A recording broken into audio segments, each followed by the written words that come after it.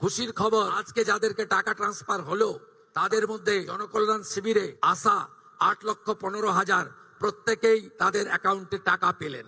শুধু তাই নয়, আমরা 3রা জুন বলেছিলাম যে আমরা মাসে একদিন টাকা ট্রান্সফার করব। এই ধরনের বড় অনুষ্ঠান হবে না, কিন্তু প্রত্যেক মাসেই আপনারা টাকা পেয়ে যাবেন অ্যাকাউন্টে। এবং যেহেতু ফর্ম ফিল আপ এবং ভেরিফিকেশন পোর্টালে আপলোডের প্রক্রিয়া চলছে, পুরো জুন মাস সময় দিয়েছি, পুরো জুলাই মাস সময় পাবেন, পুরো আগস্ট মাসও সময় পাবেন।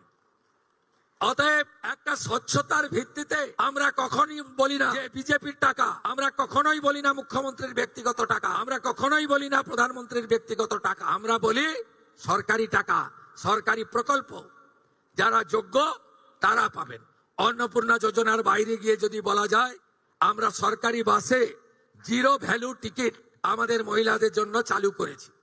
আমরা যেহেতু চালু করার সময় বেশি সময় পাইনি, আমরা এরপরে একটি পিঙ্ক কার্ড, গোলাপি কার্ড করে দেব, যাতে যারা প্রকৃতপক্ষে সরকারি বাসে ফ্রিতে চান মহিলারা তারাই পাবেন। কারণ আমি দেখেছি বেশ কিছু সরকারি কর্মচারী মহিলা দিদিরা, বোনেরা, তারা বলেছেন কেন আমি টিকিট কাটতে চাই, আমি টাকা পাচ্ছি, সরকার আমাকে বেতন দিচ্ছে, আমি উপযুক্ত অর্থ পাচ্ছি, আমি ফ্রিতে অফিস যাত্রা করতে চাই না।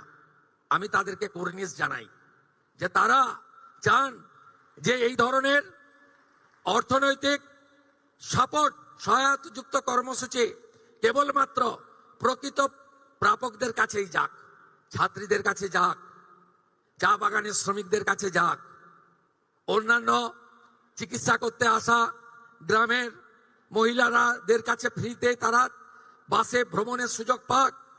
তাই আমরা একটি পিঙ্ক কার্ড তৈরি করে দেব, তার ফলে যাদের সরকারি বাসে ফ্রি প্রয়োজন সেটা পাবেন। এই কাজে আমাদের বছরে প্রায় অতিরিক্ত 300 কোটি টাকা ভর্তুকি হিসাবে এনবিএসটিসি, ডাব্লিউবিটিসি এবং সাউথ বেঙ্গল স্টেট ট্রান্সপোর্ট কর্পোরেশনকে দিতে হচ্ছে। নিত্য নতুন ভিডিও দেখতে আমতা টিভি ফলো করে রাখুন। ধন্যবাদ আমাদের সঙ্গে জুড়ে থাকার জন্য।